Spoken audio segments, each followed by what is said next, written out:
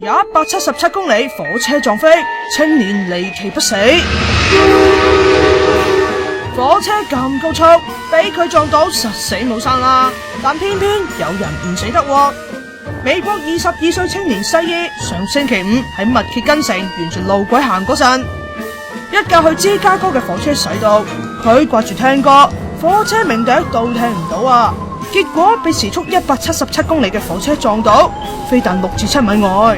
不過佢好快就醒返啦，送院後情況穩定，只係有幾處骨折，但就唔記得發生咩事，連走近過路軌都唔記得啊！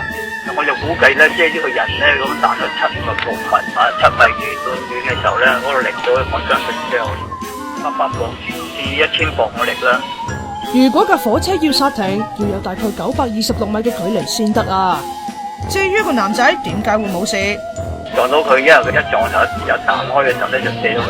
彈得開嘅時候咧，咁佢彈個距離咧都係7米啊，7米嘅時候個力度咧就唔係好大。